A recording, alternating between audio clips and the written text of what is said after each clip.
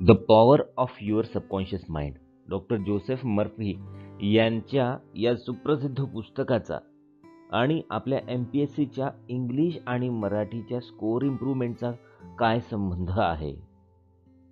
मग तो paper Marathi objective असो की डिस्क्रिप्टिव्ह असो किंवा इंग्लिशचा असो, कुठलाही असला तरी त्याचा आणि आपल्या सबकॉन्शियस माइंडचा काहीतरी संबंध नक्कीच आहे.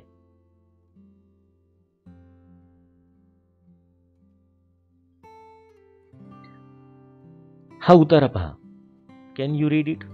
वाचू शकताय? आपण प्रयत्न करूया. According to a research at Cambridge university, it doesn't matter in what order the letters in a word R.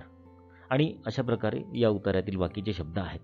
या उतार्याकडे पाहून एक गोष्ट तुमच्या नक्कीच लक्षात आली असेल की या उतार्यामधील जवळपास प्रत्येक शब्दांचं स्पेलिंग जंबल करण्यात आलेलं आहे. म्हणजे मागचं पुढे, पुढचं मागे किंवा अधेमध्ये करण्यात आलेलं आहे.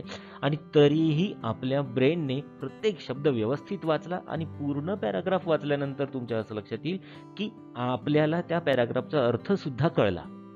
मग हे कशामुळे शक्य आहे? तर याला म्हणूया आपल्या सबकॉन्शियस ब्रेनची किंवा सबकॉन्शियस माइंडची पॉवर, किंवा इनडायरेक्टली आपल्या ब्रेनची पॉवर. आणि ही आपल्या ब्रेनची पॉझिटिव्ह पॉवर आहे. कारण यापूर्वी पास्टमध्ये आपण ते सगळे शब्द करेक्टली शिकलेलो असतो आणि जेव्हा प्रेझेंटमध्ये वाचन करतो तेव्हा आपला ब्रेन किंवा आपला सबकॉन्शियस माइंड या छोट्या छोट्या क्षुल्लक बाबींकडे लक्ष देत नाही, तो पार दुर्लक्ष करतो आणि तितका वेळसुद्धा आपल्याकडे नसतो आपल्याला त्या मॅटरच्या, टेक्स्टच्या किंवा मजकुराच्या अर्थाशी देणं घेणं असतं. बाकीच्या क्षुल्लक क्षुल्लक गोष्टींशी आपल्याला काही देणं घेणं नसतं. आता ही झाली आपल्या सबकॉन्शियस ब्रेनची पॉझिटिव्ह पॉवर. पण मग ही पॉझिटिव्ह पॉवर निगेटिव्ह ठरू शकते का? पाहूया की आपल्या ब्रेनची ही पॉझिटिव्ह असलेली पॉवर आपल्यासाठी निगेटिव्ह सुद्धा ठरू शकते की नाही. स्पेलिंगकडे, शुद्धलेखनाकडे, वाक्यरचनेकडे किंवा इतर बारीक सारीक गोष्टींकडे किंवा विरामचिन्हांकडे दुर्लक्ष करून फक्त ज्ञानार्जनासाठी वाचन करणे ही झाली आपल्या सबकॉन्शियस माइंडची जमेची बाजू. त्यामुळे आपण ज्ञान गोळा करतो, ज्ञान जमा करतो, ज्ञान संपन्न होतो, बहुश्रुत होतो, यात काही वाद नाही. पण मग हीच पॉवर लेखन क्षमतेच्या दृष्टीने निगेटिव्ह कशी काय ठरू शकते? ही एक इंग्लिश न्यूज आहे. हा व्हिडिओ इथे पॉज करून ही न्यूज व्यवस्थित वाचून घ्या. मग वाचन झाल्यानंतर नेमकं काय घडलं याची चर्चा आपण पुढे करणार आहोत. या पॅराग्राफचं वाचन करताना नेमकं काय घडलं? आपल्याला त्या पॅराग्राफचा मतित अर्थ किंवा त्या पॅराग्राफमध्ये काय सांगायचं आहे ते आपल्याला सगळं कळलं ना, की प्राईम मिनिस्टर किंवा PM एखाद्या हॉस्पिटलला व्हिजिट करायला गेले. त्या हॉस्पिटलचं नाव असं असं होतं. तिथल्या पेशंटशी त्यांनी खूप छान गप्पा मारल्या. डॉक्टरांनी त्यांना असलेला प्रॉब्लेम सांगितला. त्यांनी सांगितलं की त्यांच्याकडे काही विशिष्ट औषधांची कमतरता आहे आणि वरचे अधिकारी त्यांच्या मागणीकडे सतत दुर्लक्ष करत आहेत. आणि प्रधानमंत्र्यांनी त्यांना आश्वासन दिलं आणि ते पुढील भेटीकरिता निघून गेले. आपल्या रोजच्या लाईफमध्ये काय घडतं? आपण न्यूजपेपरमधल्या बातम्या अशाच वाचतो, अर्थ समजून घेतो आणि पुढे जातो. पूर्णच्या पूर्ण अख्खा न्यूजपेपर आपण तसाच वाचतो आणि पुढे जातो. कारण आपल्यालाही माहीत आहे की ते शब्दांचा कीस पाडून आपल्याला तसाही काही फायदा होणार नाही आहे. म्हणजे रुटीन लाईफमध्ये एखाद्या परीक्षेचा अभ्यास करणाऱ्या विद्यार्थ्यांच्या दृष्टीने ते महत्त्वाचं असेल, पण नॉर्मल माणसाच्या दृष्टीने काही महत्त्वाचं नसेल. पण तोच ॲटिट्यूड आपण इकडे एक्झामचा अभ्यास करताना जे वाचन करतो तिथे वापरतो, बरं फॉलो करतो. इथे पहा, मागच्या पॅराग्राफमध्ये बेंगालुरू, ऑनरेबल, वेलूर ते मला पण सुद्धा आता वाचता येत नाही, ह्या ज्या 8 स्पेलिंग्स आहे, ह्या स्पेलिंगकडे आपण जाणीवपूर्वक दुर्लक्ष केलं. आपल्या ब्रेनने केलं म्हणा किंवा तुमच्या सबकॉन्शियस माइंडने केलं म्हणा, कारण त्याची काही गरजच नव्हती. आणि त्या पॅराग्राफमध्ये 2 सेंटेन्सेस होते ज्यात हॅड बीनचे सेंटेन्सेस वापरलेले होते. आता पॅराग्राफचा अर्थ समजून घेताना त्या शब्दाचं स्पेलिंग काय आहे किंवा त्या पॅराग्राफमध्ये कुठल्या प्रकारचा काळ वापरलेला आहे हे तसंही आपण नोट करत नाही किंवा त्याकडे लक्ष देत नाही आणि हे रुटीनमध्ये आपल्यासोबत घडतं.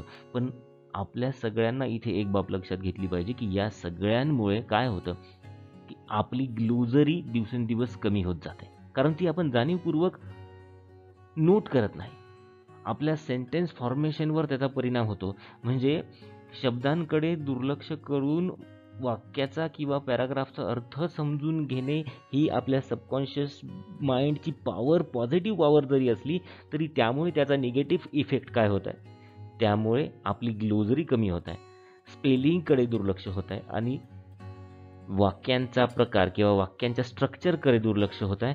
आणि याचा इफेक्ट कुठे होतो, जेव्हा आपण लिहायला जातो, एक्झाममध्ये आपण लिहायला जातो, आपल्याला माहीत असतं की आपल्याकडे नॉलेज भरपूर आहे, पण ते जेव्हा पेपरमध्ये उतरवायचं असतं तेव्हा शब्दच सुचत नाही, वाक्यरचना करायला अडचण जाते. हा झाला आपल्या सबकॉन्शियस माइंडचा निगेटिव्ह इफेक्ट. मग स्पर्धा परीक्षांचा अभ्यास करणाऱ्या विद्यार्थ्यांसोबत असं घडत नसेल का? नक्कीच घडतं. जनरल स्टडीजच्या एकेका पुस्तकांच्या 5-5 रीडिंग्स होतात, त्यांची उत्तम रिव्हिजन होतात, GS पक्का होतो, त्यात मार्क्ससुद्धा भरपूर मिळतात.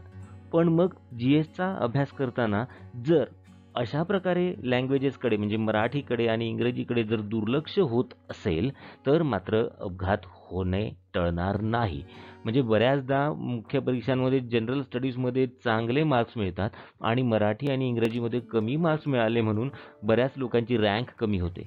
काहींना क्लास 1 मिळायची असेल तर क्लास 2 मिळते, काहींना पोस्टसुद्धा मिळत नाही. कारण या प्रकारामुळे भाषिक कौशल्यांकडे किंवा लेखन कौशल्यांकडे दुर्लक्ष होतं. सगळेच्या सगळे विद्यार्थी असं करत असतील, सगळे उमेदवार असं करत असतील असं मला म्हणायचं नाही. काही उमेदवार ज्यांना चांगले गाईड्स लाभलेले आहेत, त्यांच्या फॅमिलीमध्ये कोणीतरी अनुभवी उमेदवार आहेत, त्यांना ह्या सगळ्या गोष्टी सुरुवातीपासून कळतात. इव्हन काही उमेदवार रोज वाचन करत असताना जे महत्त्वाचे शब्द किंवा काही वेगळे शब्द आहेत ते नोट करून ठेवतात, त्यांचे अर्थ पाहतात किंवा काही एखादं विशिष्ट वाक्य असेल तर नोट करून ठेवतात आणि त्याप्रमाणे दुसरं वाक्य लिहिण्याचा प्रयत्न करतात. पण ही कृती सगळेच्या सगळे उमेदवार करत असतील असं मला तरी वाटत नाही. म्हणजे बऱ्याच बहुतांश विद्यार्थ्यांच्या हातून या सगळ्या गोष्टी होत नाही. त्यामुळे ही जी आपली सबकॉन्शियस माइंडची सवय आहे ती आपल्या लेखन कौशल्यासाठी घातक किती आहे हे आता आपल्या लक्षात यायला हवं. जितक्या सहजतेने आपला सबकॉन्शियस माइंड वाचन करतो ना, अगदी तितक्याच सहजतेने त्याने लेखन सुद्धा करावं ना. त्याला शब्द सुद्धा सहज सुचावेत, वाक्यरचना सुद्धा अगदी अशा चुटकीसरशी करता याव्यात. मग हे सगळं जरी स्वप्नवत वाटत असलं तरी शक्य आहे का? ऑफकोर्स शक्य आहे. मग आता आपल्या सबकॉन्शियस माइंडने आपल्याला सहज मदत करावी, म्हणजे त्याने अचूक शब्द निवडावेत, त्याने शब्दांचं शुद्धलेखन व्यवस्थित लिहावं, त्याने विरामचिन्हे व्यवस्थित वापरावीत, त्याने वाक्यरचना सुद्धा अगदी अप्रोप्रिएट कराव्या, ही अपेक्षा जर आपल्याला त्याच्याकडून ठेवायची असेल, त्याने ह्या सगळ्या गोष्टी अगदी सहज कराव्या अशी जर आपली अपेक्षा त्याच्याकडून असेल तर मग आपल्याला काय करावं लागेल, आपल्याला सुद्धा त्याला वारंवार तेच फीड करावं लागेल. म्हणजे एखादा पॅराग्राफ वाचताना किंवा त्या वाचन करताना किंवा अभ्यास करताना शब्दांच्या स्पेलिंग्सकडे लक्ष द्यावं लागेल, वाक्यांच्या रचनेकडे लक्ष द्यावं लागेल.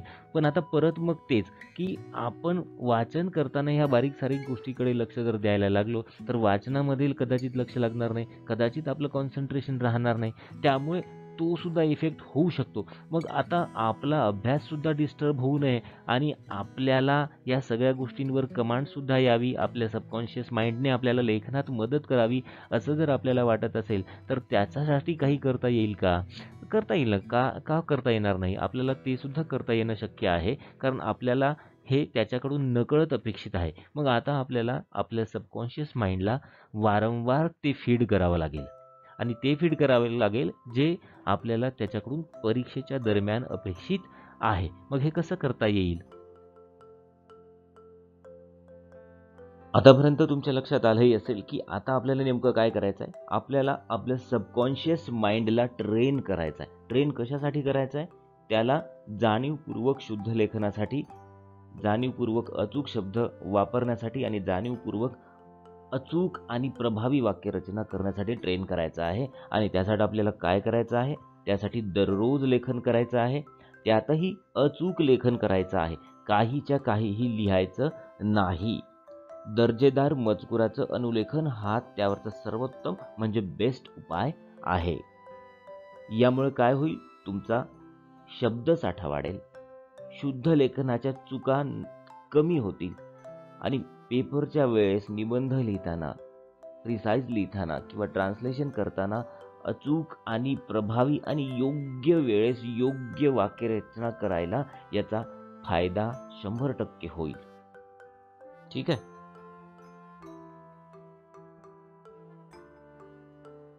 सारांश काय तर पेपर लिहिताना विशेषतः भाषांचे म्हणजे मराठीचे आणि इंग्रजीचे पेपर लिहिताना आपल्याकडून दर्जेदार लिखाण व्हावं अशी जर आपली अपेक्षा असेल तर आपल्याला आपल्या सबकॉन्शियस माइंडला त्याप्रमाणे ट्रेन करावं लागेल.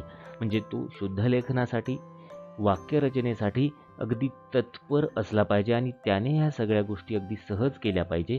आपलं डोकं फक्त त्या निबंधाच्या कंटेंटवर काम करत असलं पाहिजे. बाकी सगळ्या गोष्टी बाय डिफॉल्ट आपल्या सबकॉन्शियस माइंडने केल्या पाहिजे. आणि असं जर व्हायचं असेल तर त्यावर उपाय कोणता तर दररोज 1 पेज मराठी, किमान 1 पेज मराठी, 1 पेज इंग्रजी अचूक आणि दर्जेदार लेखन करणे याला रामबाण उपाय समजायला हरकत नाही.